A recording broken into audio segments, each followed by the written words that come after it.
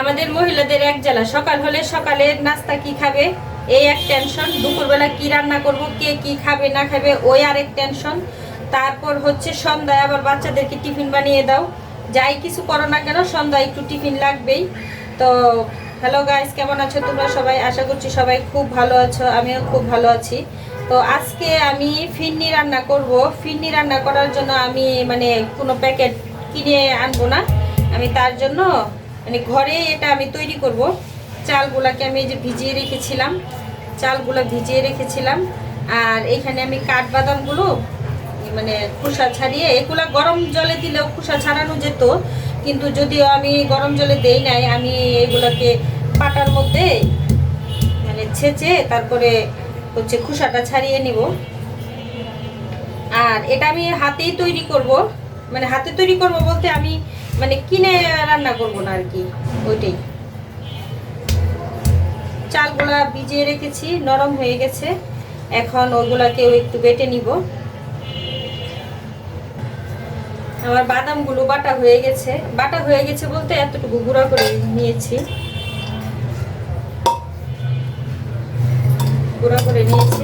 তারপর চিনিটাকেও গুঁড়া করে নেব।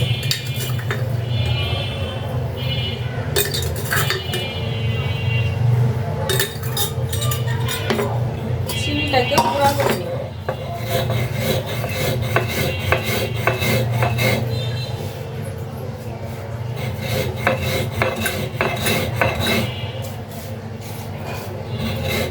কি বলবো, নিজের কি খাবো না খাবো ওটা কোনো টেনশন নেই, ওটা চিন্তা করার সময়ই তো নাই।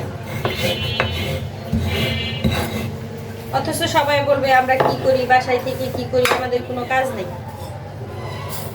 আমরা শুধু খাই আর ঘুমাই।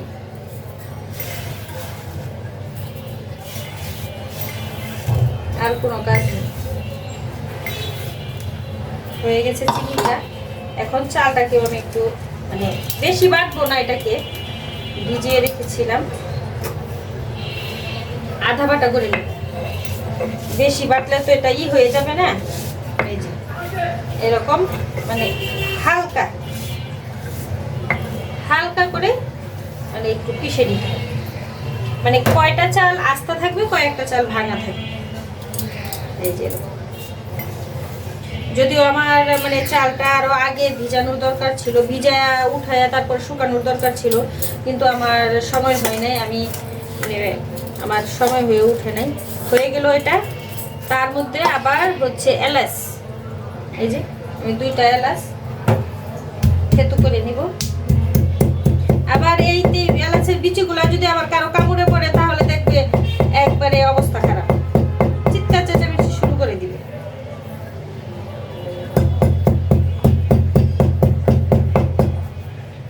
কি করবো বলো, বাচ্চা তো, কিছু করার নেই।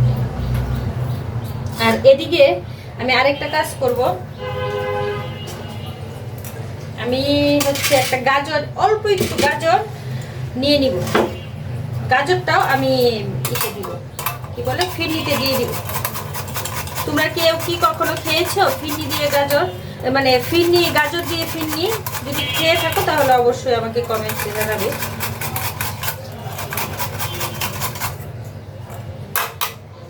অল্প করেই দিব, অনেকেই লাউ দেয়, ওই যে সাদা একটা লাউ আছে না, ওই লাউটাও দেওয়া যায়, ওটা যার যার মানে রুচি সম্মত। লাউটাকে দিলে ও লাউটা এরকম ঝুরি করে তারপরে দিয়ে দিতে হয়, খেতে কিন্তু অসাধারণ লাগে, তোমরাও ট্রাই করে দেখো। আর এই যে আমি চালটাকে এই যে কি বলে এটাকে, চিনি গুঁড়া চালটাকে যে আমি এই যে একটু থেতু করে নিয়েছি, তার জন্য কিন্তু সুন্দর একটা ফ্লেভার এসেছে। তো এই গাজরটাকে আমি কি করব, ঘিয়ের মধ্যে একটু ভেজে নিব, বুঝছো, মানে ঘিয়ের মধ্যে একটু ভেজে নিব। আর ফিরনিটা রান্না করার জন্য এতটুকু চালের জন্য আমি তার মধ্যে আবার কিশমিশও নিয়েছি, কিশমিশ আর হচ্ছে গাজরগুলোকে আমি ঘিয়ের মধ্যে ভেজে নিব।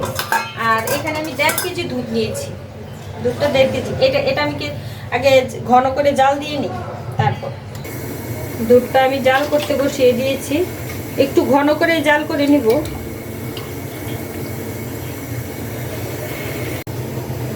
দুধটাকে আমি জাল করতে বসিয়ে দিয়েছি। এখন তার মধ্যে একটু গুঁড়া দুধ দিয়ে দিই।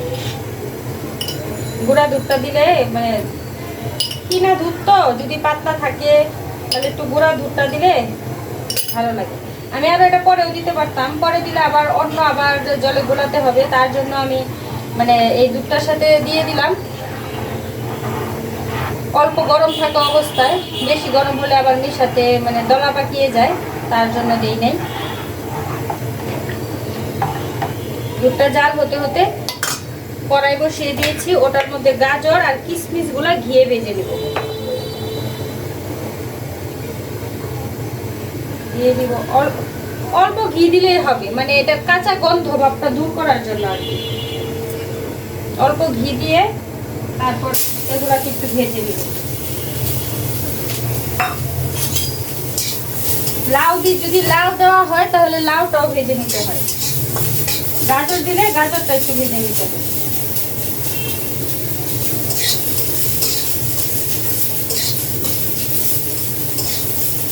টেস্ট মানে খাবার জন্য যাই হয়, টেস্টটা ভালো আসে, ফ্লেভারটাও ভালো আসে, তার জন্য ভাজা হয়ে গেছে। এখন আর ভাজবো না, চুলাটা নিভিয়ে রাখবো, পরে দিয়ে দিব।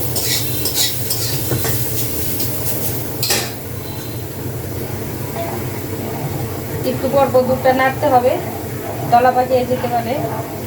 চালটা দেওয়ার পরও নাড়তেই হবে, একটু পর নাড়তে হবে। ঘন হয়ে আসলে তারপর হচ্ছে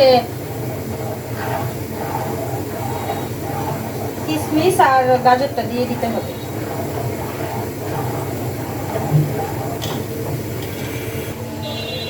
দুধটা ফুটে আসছে, এখন চাল ফিরনিগুলা দিয়ে দিব। যে চাল চিনি, অনেকেই আছে যে ফিরনির মধ্যে লবণ দেয়, তো তোমরা লবণ দিতে পারো, কিন্তু আমাদের মানে কেউ লবণ খায় না, আমি আর কি ওটা এই জন্য দিব না, ওটা স্কিপ করে যাব, ওটা দিব না। তো ফিরনির চালগুলা দিয়ে মানে ঘন ঘন নাড়তে হবে। চিনি দেওয়ার আর প্রয়োজন নাই, যে মানে আমরা তো চিনি বেটে নিয়েছি, এই জন্য চিনি দেওয়ার প্রয়োজন নাই। হ্যাঁ, এখানে একটা কথা বলি যে যদি এলাচ তোমরা না খেতে চাও তাহলে এলাচের যে দানাগুলা থাকে ওইগুলো তোমরা মিহি করে বেটে দিতে পারো। আমি কিন্তু এখানে মিহি করে বেটে দিয়েছি, তোমরা আবার ভেবো না যেগুলো কালো কালো কি ভেসে আছে, কালো কালো ওইগুলো ভেসে আছে ওই যে বাদামগুলা, বাদাম আর এলাচের যে কটাই ওইগুলা, এগুলো আমি দিয়ে দিব, পরে আবার উঠিয়ে ফেলবো। খাওয়ার সময় যদি আবার মুখে লাগে, অনেকেই আবার মুখে লাগলে এটা পছন্দ করে না। তো আরেকটা ফিরনি কিন্তু ঠান্ডা না হলে কিন্তু ভালো লাগে না, আর জমেও না। ফিরনি বলো পায়েস বলো যে কোনো খাবারই ঠান্ডা হলে কিন্তু খাবারের স্বাদটা আরও দ্বিগুণ বাড়ে। তো আমরা সবসময় মানে জিনিস একটু ঠান্ডা করে খাওয়ার চেষ্টা করি, ঠান্ডা জিনিসটা খেতে কিন্তু ভালো লাগে। ফিরনিটা কিন্তু আমার ঘন হয়ে আসছে, ঘন হয়ে আসছে। এখন কিশমিশ আর গাজরগুলো দিয়ে দিব।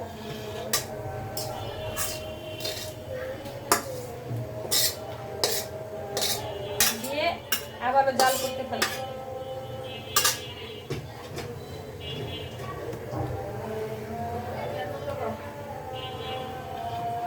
দেখতে কিন্তু সুন্দর লাগতেছে এবং কি খুব ভালো একটা ফ্লেভার এসেছে, খুব ভালো একটা ফ্লেভার এসেছে। গাজর আর কিশমিশ যখন ঘিয়ে ভেজেছি না, খুব সুন্দর একটা সেন্ট বের হয়েছে। আর এখানে একটু কিন্তু কেওড়া জল দিয়ে দিতে পারো তোমরা, তাহলে একদম পারফেক্টলি পাবে। এই যে কেওড়া জল দেখছো, অল্প একটু দিয়ে দিবা।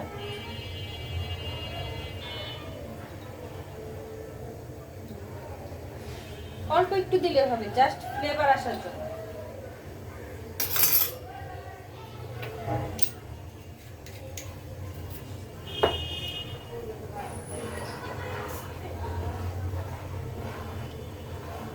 আবারও নাড়তে থাকবো, আর একটু ঘন হবে।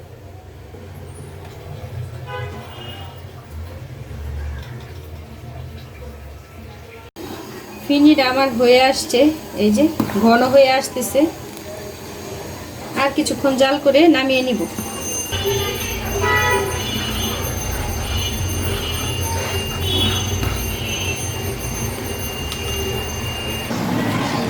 ঠান্ডা করতে দিয়ে দিয়েছি। তারপর হচ্ছে দেখো কালারটা কত সুন্দর হয়েছে, দেখেছি মানে একটা খুব সুন্দর কালার আসছে, আর ফ্লেভারটা অনেক সুন্দর। যদি কেউ হাতে বানাও তাহলে বুঝতে পারবো, হাতে বানিয়ে রান্না করলে মানে এটা যে কি একটা আনন্দই আলাদা। দূরের কথা, দেখে মন ভরে যায়।